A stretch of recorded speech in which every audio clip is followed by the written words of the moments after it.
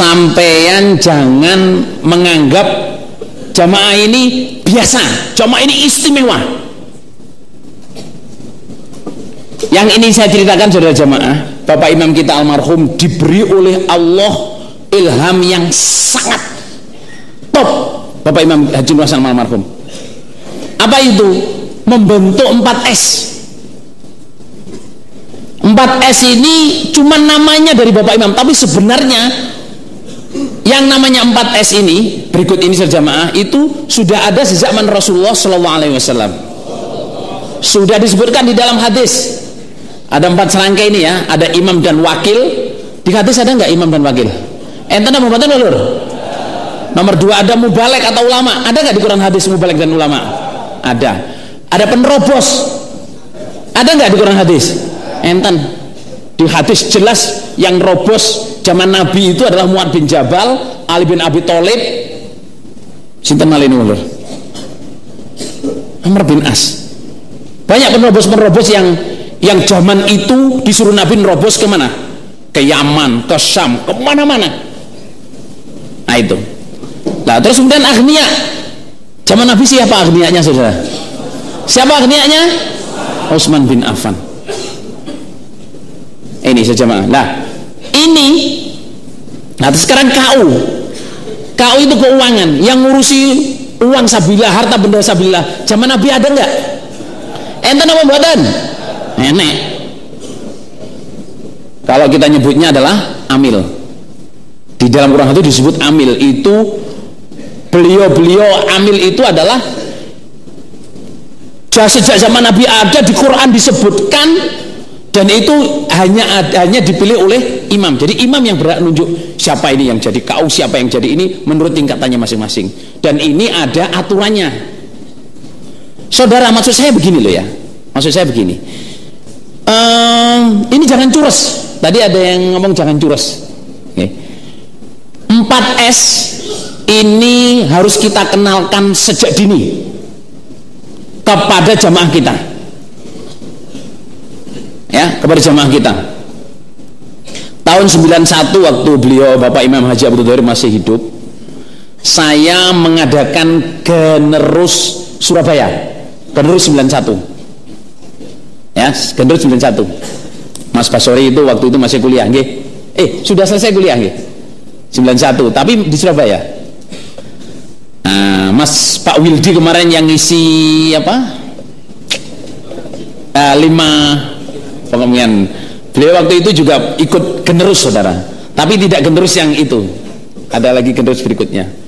Itu saya bilang ke Bapak Imam almarhum Pak Dohir itu, saya ingin anak-anak yang lahir di jamaah ini bangga sebagai jamaah, menghargai ilham keimaman. Apa itu 4S kelompok desa daerah. 1 tahun berjalan saudara jamaah, memang hasilnya luar biasa. Anak-anak jamaah yang lahir di jamaah itu problemnya itu mereka nggak merasa bahwa jamaah ini istimewa. Saya sendiri lahir di jamaah saudara. Saya sendiri lahir di jamaah. Selamete melur. Saya tugas dan saya berkecimpung di dalam 4S kelompok desa daerah. Selamete kula tugas. Monggo mboten tugas melur, saya nggak ngerti. Karena nyata saudara jamaah, setelah saya di Australia itu anak Gading, anak Kediri, anak Kertosono, saya sebutin 3 nggih.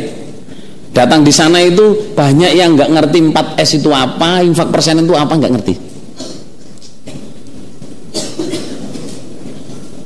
Lah banyak juga daerah yang nggak ngerti. Maksud saya gini, kita sejak kecil, ini saya ngopi dari Syekh Ubed Khoiri, apa burine? Ubed Khoiri MZS apa? Sembarang ya. Beliau ini cerita kepada saya itu yang membuat saya terinspirasi. Ya, beliau itu waktu jadi inspirasi saya waktu mengadain generus itu cerita beliau. Dia cerita ke saya gini, saya masih kecil digendong oleh kakek saya. Diceritain Muhammadiyah itu ngene lho. Islam jamaah itu ngene, ngoten nggih, Bapak nggih. Diceritain sing bener iku awake dhewe iki. Ahlus sunnah wal jamaah. Itu masih digendong saudara. Ada nggak jamaah kita ini yang nerangin, le imam kelompok pun jenenge iki, awakmu kudu jamaah, kamu harus beramir, berbeat, bertoat sejak kecil. Imam kita yang ngurusin kita, bertanggung jawab kita, kamu harus hormat ke imam kamu, harus taat ke imam kamu, no matter what it takes. Gak peduli apapun jadinya, ini imam kamu.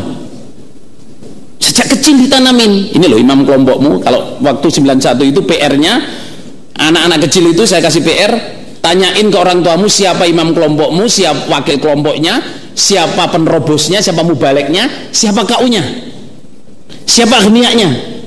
Tulis, saya kasih belangkunya. Ada di sini Pak Ansori yang bagian tulis-tulis itu. Enten Pak Ansori ini. Nah itu Pak Ansori itu. Tuh waktu itu jadi sekretaris Generus 91. Lah, homework itu saudara jamaah menanamkan ke adik-adik kita itu bangga. Wah, iya saya punya imam, saya ini jamaah saya ini. Terus saya minta ke atas, jadi imam kelompok cuma kelompok tok, nggak boleh kelompok yang lain. Imam desa, kamu harus tahu siapa imam desamu, siapa wakil desa, siapa mubalek desa, siapa geniak desa, siapa merobos desa, siapa kau desa. Mereka cari, tanya orang tuamu, sampai ke daerah, sampai ke pusat. Kalau pusat saya beritahu, imamnya Pak Dohir, wakilnya ini.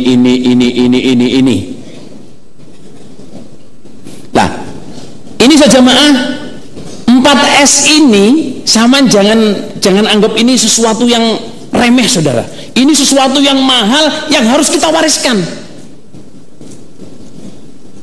Meskipun sederhana sama harus ngomong, komunikasikan, okay? Dikomunikasikan. Nah, terus jamaah, ini untuk para tokoh-tokoh ini ya. Ini tulisan ini digait oleh Bapak Imam dan Wakil 4 sendiri. Jadi di pusat ini saudara jamaah nggak ada 4S, yang ada pengurus pusat. Yang ada pengurus pusat. Yang pertama imam dan wakil 4. Okay. Kemudian yang kedua KU pusat yang dikomandani oleh Bapak Haji Muhammad Thohir yang tadi malam nasihat habis isya di sini. Kemudian ada ulama 10 dan Paku Bumi.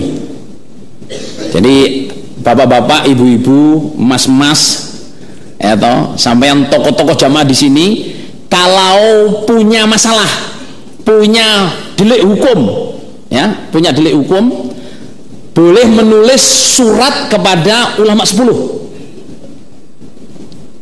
Boleh menulis surat kepada ulama 10, tanyain apa yang sampean tanyakan, tertulis, ditulis, ditandatangani, disaksiin kepada imamnya. Kalau kelompok, desa, daerah, kirim ke pusat, supaya tahu kalau jamaahnya tanya ke pusat. Ngoten nggih? Halo? Ditandatangani, terus ditandakan, disaksiin oleh siapa? Kelompok, desa, daerah, dikirim ke pusat. Soalnya nanti jangan sampai kirim surat cuma datangani sendiri, habis itu dapat jawaban dari sana, dari pusat, untuk ngentai imam kelompoknya, imam desanya, imam daerahnya. Mudah apa mboten ya lho? Dadi nek takok nang pusat kudu enek seksine. Nggih, kudu